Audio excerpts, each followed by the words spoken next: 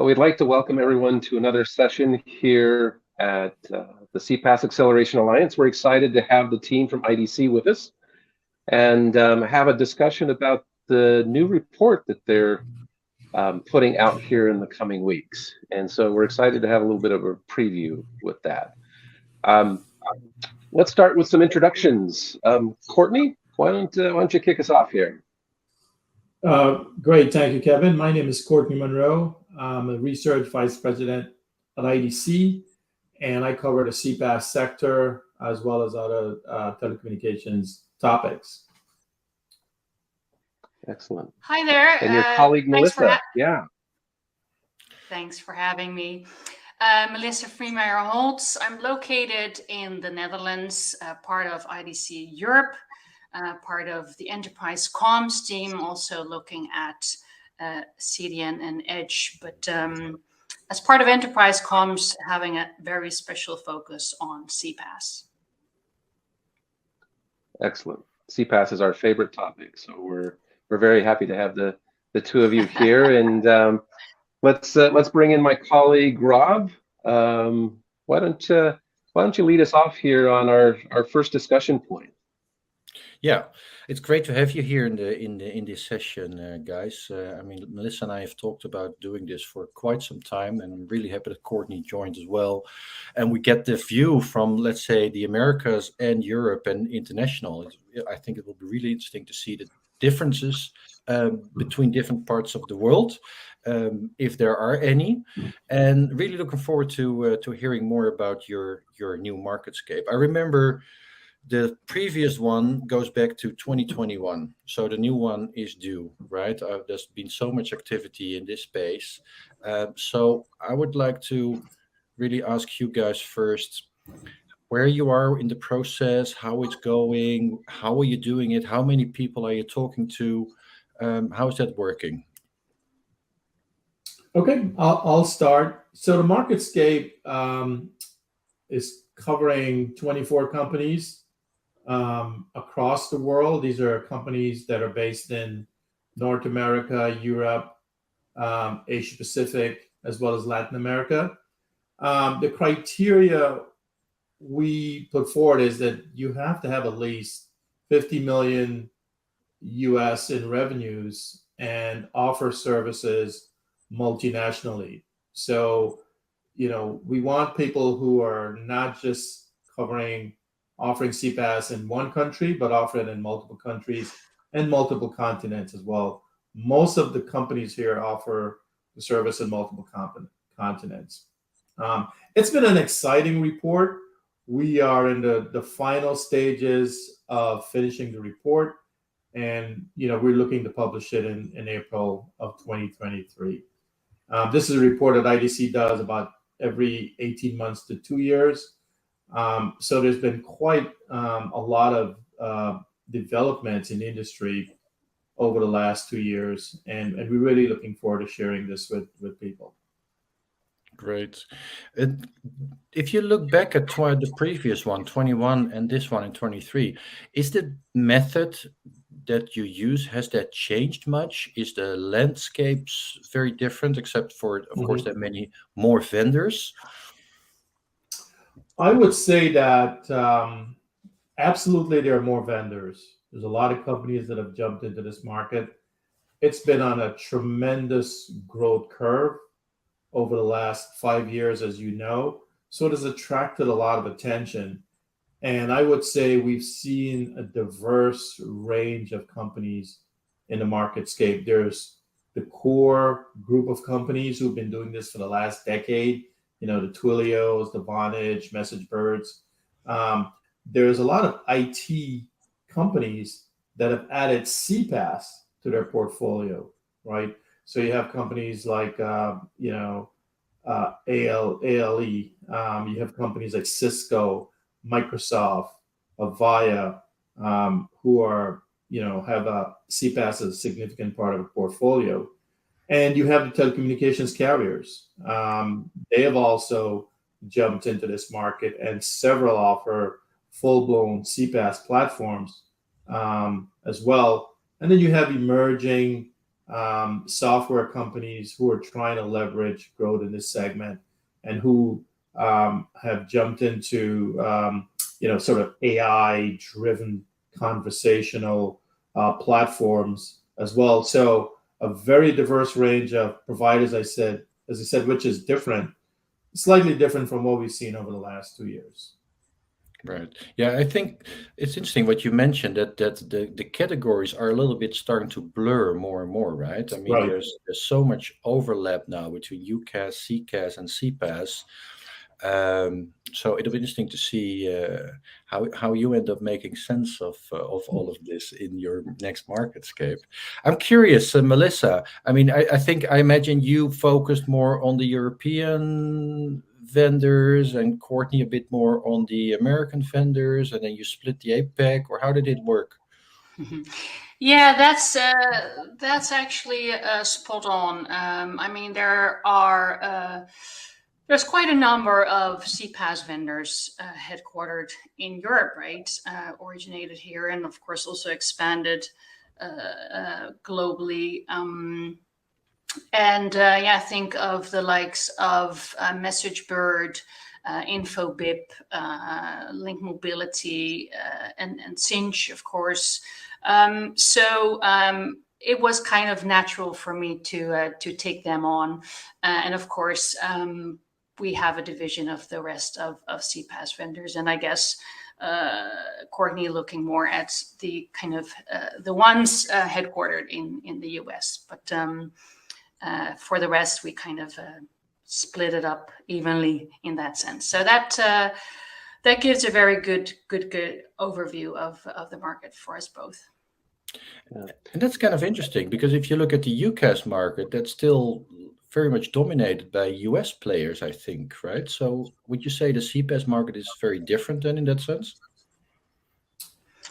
Yeah, I guess when you look at those vendors from Europe, the ones that I, for instance, just mentioned, they all come from the, CPaaS, A2P, aggregating messaging part of the CPaaS market, right? In compared to many of those, and some Courtney already alluded to, like Cisco, Avaya, and some of these others that originated from network voice infrastructure, UC, and then adding kind of CPaaS to the equation.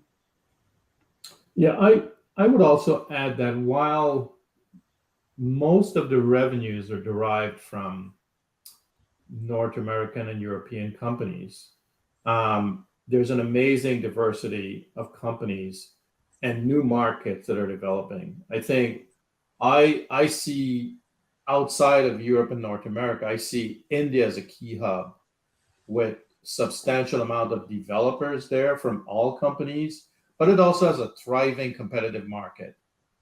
You look at Singapore, which is also a hub for Asia Pacific. I think that we're seeing tremendous growth out from companies based in Singapore, but also across Southeast Asia and Australia. And the other key hub for me is Brazil. Brazil has emerged as a key hub for South America, but Brazil is kind of like the key driver. A lot of the global players are seeking to compete in Brazil, and you have homegrown players like Zenvia who've emerged and others as well. So we're seeing some interesting patterns outside of those two big markets, US and Europe. Great. I can't wait to see to hear more about some of these trends that you have uncovered. And I know we have this little list that you created with the 10 top trends, right? So why don't you talk us through that? Courtney, you want to start with the M&A part? Sure. I think over the last 2 years, we've seen a tremendous amount of M&A and consolidation of the market. I think one of the key drivers was low interest rates and what I call access to easy money. Investors were pouring money into the CPaaS segment, which was a real high growth segment. You had Twilio growing at 50, 60% per year. for quite a few years. And that attracted a lot of new companies, attracted a lot of investment. So where are we now? We've emerged with, a few billion-dollar companies due to acquisitions. Twilio made substantial acquisitions. Cinch has followed, and they're a $2 billion company. You have Infobip, which has grown into $1 billion company. They've made significant acquisitions around the world, not just in Europe. Ericsson acquired Vonage, and that'll be interesting to see how that plays out, especially with what the impact on communication service providers will be. And you have others like MessageBird, who made acquisitions, CM. So we've seen a tremendous growth in the industry, and we have these big giants now, Infobip, Twilio, and Cinch, who's grown substantially and sort of dominate the industry. But there's also others that have acquired investment capital as well that are still very important. So, Courtney, as a follow-up to that, are you already seeing the results of those acquisitions and investments? Is it slowing them down because of it, or is it speeding up and really helping with the innovation? I'm kind of curious the impact of all of this activity. I think we've seen both positive and negative aspects of that rapid growth. I think that as the economic climate has changed, interest rates are higher. It's a bit more difficult to get access to capital, and in some cases, demand has slowed a bit. So I think the impact has been, we've seen several companies go through some cost cutting, processes, MessageBird, Twilio, Cinch to a lesser extent. So that has been, the economic impact has been a bit of a negative aspect. On the positive side, we've seen an explosion in the portfolios that companies offer now. Most of these companies focused initially on messaging, and then they evolved to voice. Now I think we're seeing a lot of these companies establish, solution sets based on, SaaS capabilities. It's also based on contact center solutions, customer data platforms. What some have called like, CPaaS 2.0, CPaaS 3.0, this evolution from a focus on just providing APIs and notification and messaging to offering full-blown solutions that captures what Rob mentioned earlier, this convergence of CCaaS, CPaaS, and UCaaS. Companies are really striving to offer a wide range of services across the board. So, Melissa, how do you see that impacting the portfolio and the focus of these companies? What's been the change maybe in the last 2 years as you've looked at the market from your last report until now? Yeah, well, as Courtney mentioned, going from kind of the APIs and the platform to more full-blown solutions, I would say those would be, let's say, contact center, customer services, marketing, for instance, e-commerce. When you look at those solutions, you also see that shift from kind of IT audience to lines of business, because it's, as we all know, it's all about those business outcomes, right? So these SaaS, these solutions will be owned by product managers, right? So those working in marketing. So for instance, it can actually be specified to, for instance, those responsible for renewals or in terms of billing, or anyway, looking at personas. So looking at more at lines of business, product managers, as we've already seen that shift moving in terms of decision making in terms of investing or at least influencing the investment has gone from, let's say, IT to lines of business. So combined, we can see really that shift of all vendors looking or kind of taking this approach to markets, looking at those audiences and also looking at the use cases and the benefits of those use cases. So identifying where proven benefits are applicable, ROI, and in combination, when you reach out to that audience, the product managers, for instance, it becomes for them it will be clear if they will be deploying the solution, yes or no. So that's definitely what we're seeing in terms of a shift. When we look at, for instance, e-commerce, you see a big focus also on CDP, looking at, let's say, enriched technology, advanced technologies. There's, of course, a very, very big focus on AI. So in terms of portfolio focus, I would say CDP and AI are definitely focal for these vendors to differentiate in. What about the low code, no code that we see more and more vendors start to talk about, right? And it fits that narrative of moving from the hardcore developer to the maybe a product manager or a more business user.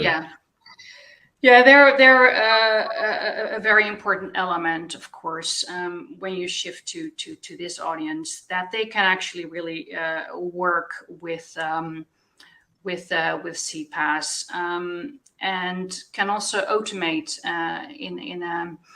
the flow builders will give those capabilities for that indeed non-tech savvy user to customize the flow to make it more effective and efficient.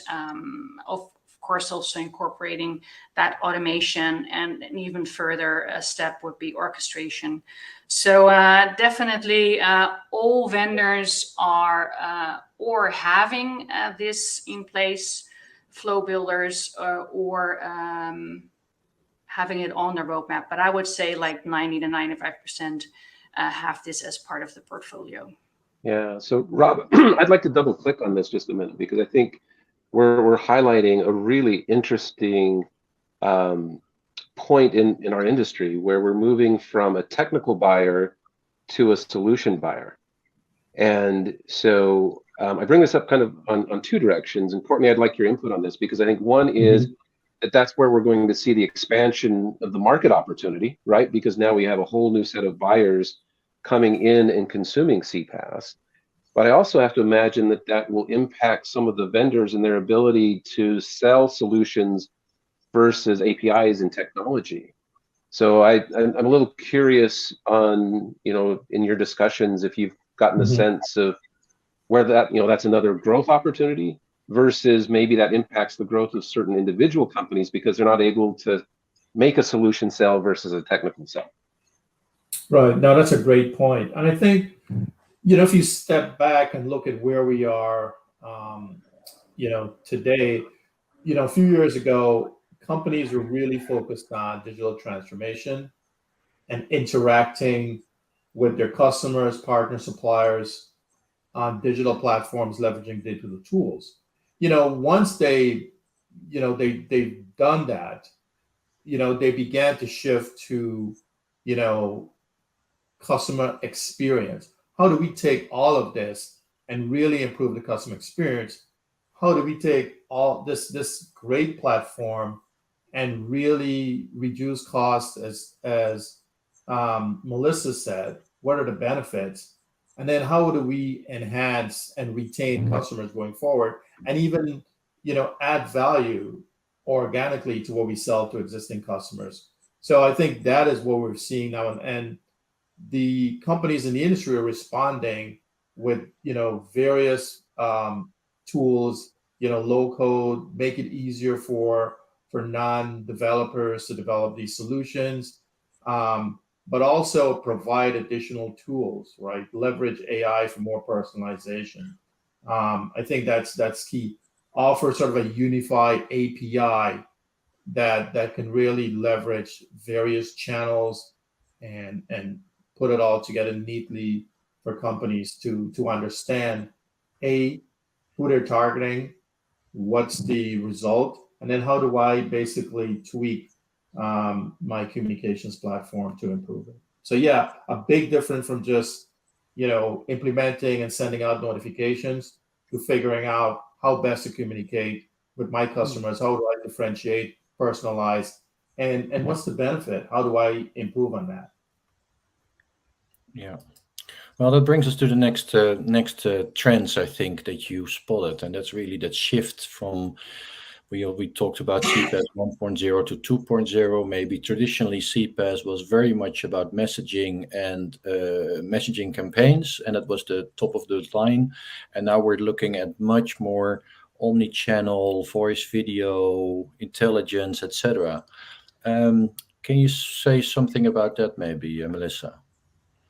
Sure. Yes, I would say most vendors are now realizing that conversations are really key as part of that kind of omni-channel engagement strategy, if you will. So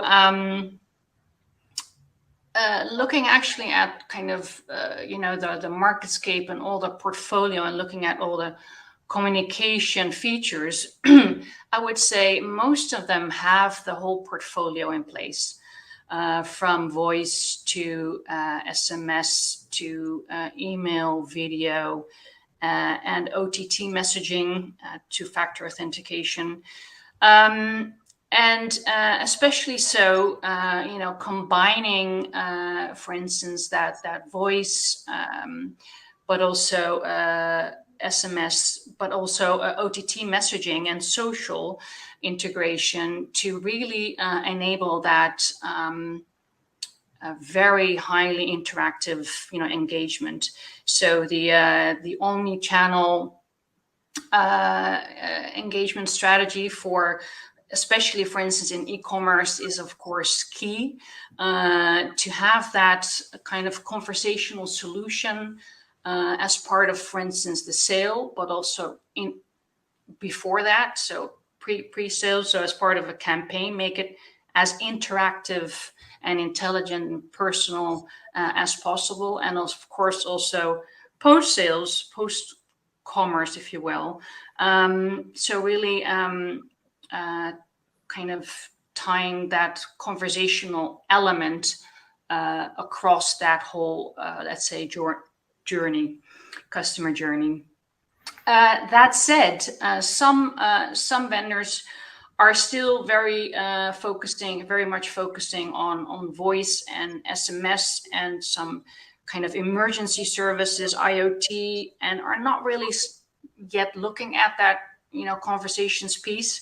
But they will be having that on a roadmap. So, so indeed, it's definitely key for most, and again, some are about to launch that too.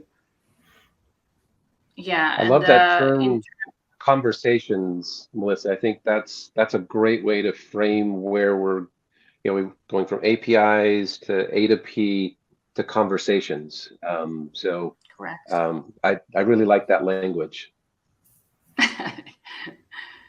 Yeah, it's I guess in terms of SMS, it kind of all started more from a broadcasting angle, and now it's all about personalization, showing that that customer, but not too much, right? But and kind of creating that emotional engagement as well. And you can only do that via conversations and having a very high interaction with customers, be it online, but it can also be of course other users. It can be in healthcare and in many other, let's say, verticals. That's great that you mentioned healthcare. That's one of my personal favorites when we talk about CPaaS, because I think, for some reason, I think that that's an area where telcos have a very interesting potential to operate, right? Because the space is regulated and they're not fast moving, but they are starting to move.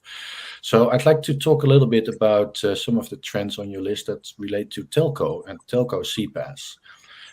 What do you see happening there, Courtney?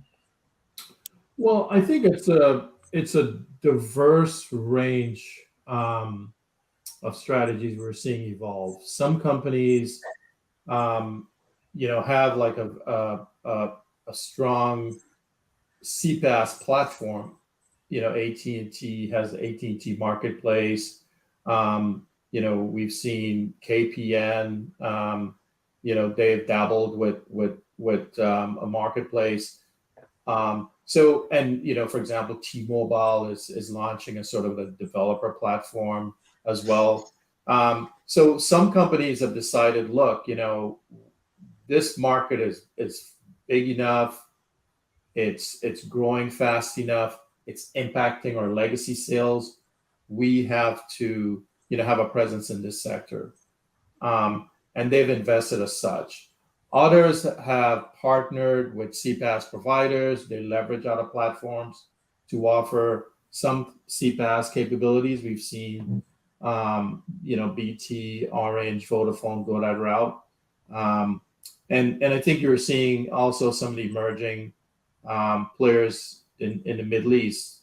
For example, Etisalat, they've launched a platform.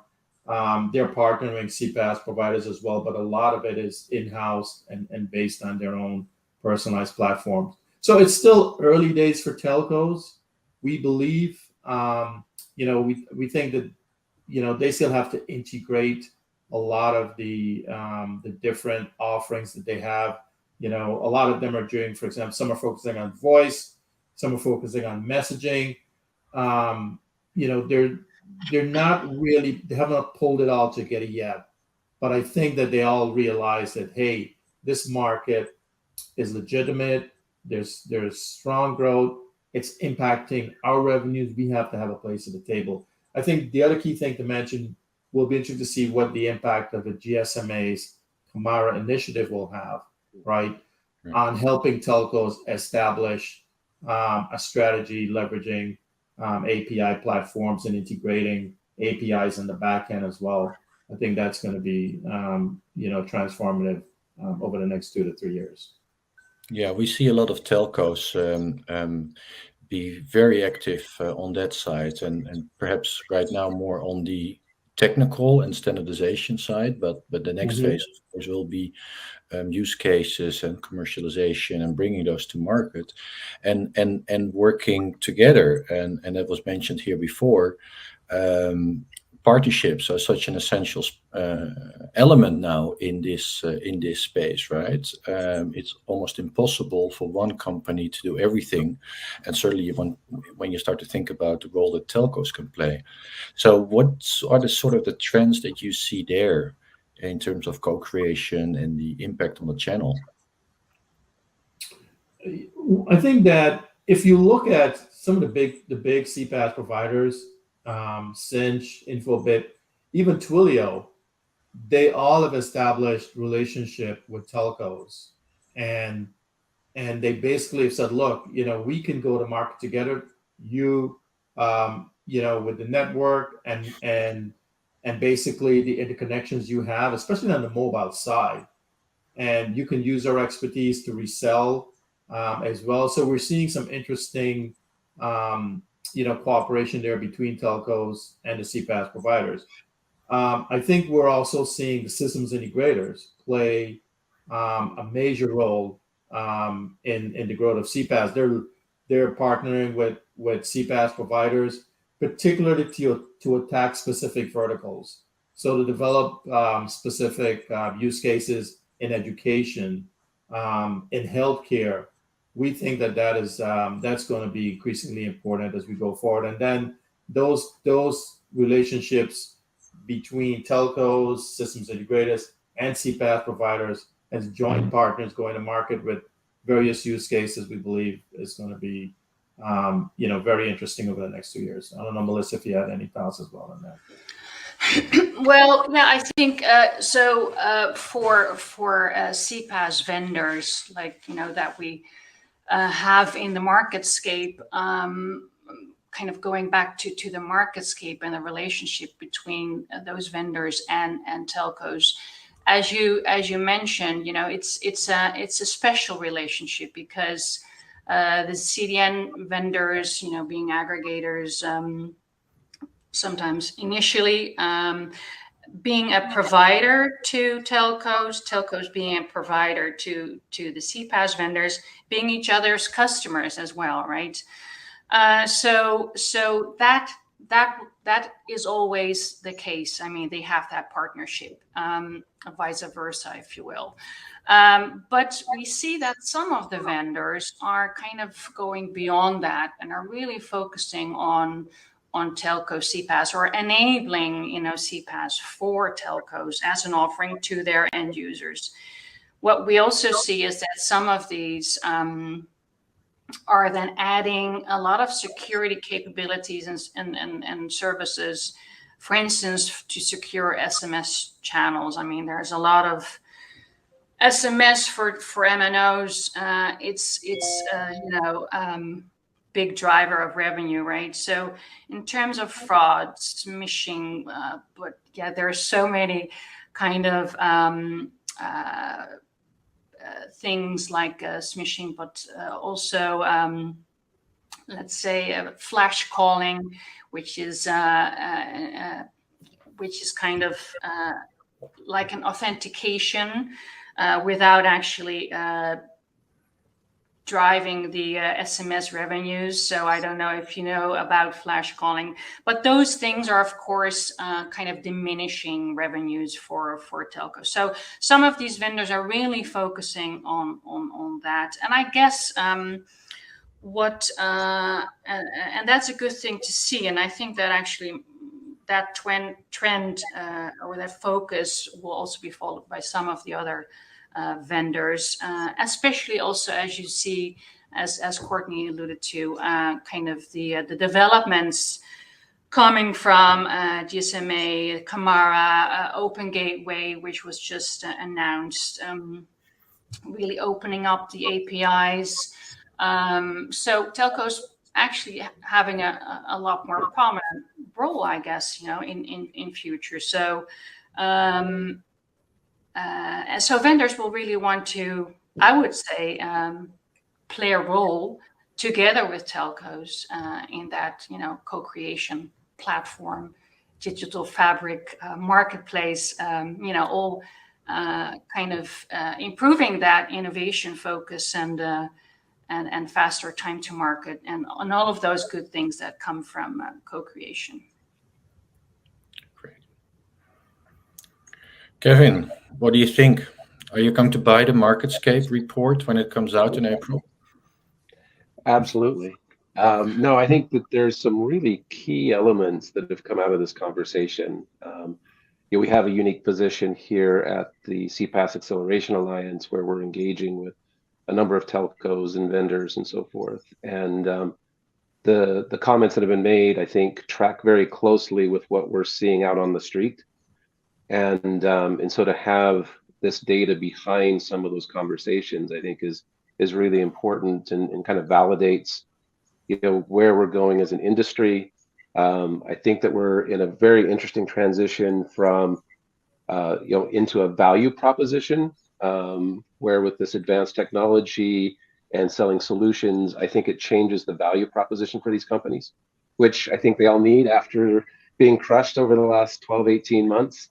But I think as they can transition to these higher margin, interesting conversations, as Melissa framed it, I think there's some really interesting market opportunities and growth ahead of everyone that's in the space. But they do need to transition, I think, into that value proposition and delivering conversations to really recognize that value.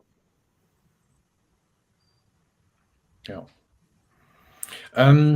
Interesting. I can't wait to see the whole report in a few weeks. So we're running out of time, and I'd like to sort of wrap up with a very simple and open question about the next things on the agenda for you guys. But I think I know the answer. There's a report that needs to be finished, so that's probably priority number one. But other than that, what do you think? What are you looking forward to in the months of, let's say, April and May? What's going to happen? Well, what I'm looking forward to seeing is how all of the providers, the platforms, leverage AI. We're seeing a tremendous amount of activity with generative AI platforms. How do they integrate this? How do they provide more value and personalization capabilities to the platform, especially in the contact center integration aspect of it? And then how do they leverage AI to automate and especially for the smaller segment that we mentioned above, where low code capability is very important and they don't necessarily have the developer expertise. So I think that's what I'm looking at is how do these companies leverage AI? How do they help companies automate? And then I think one of the other key things is how do they sort of bring SaaS capabilities and marry it to the CPaaS capabilities that they offer as well. I think those are some interesting developments I see. Excellent.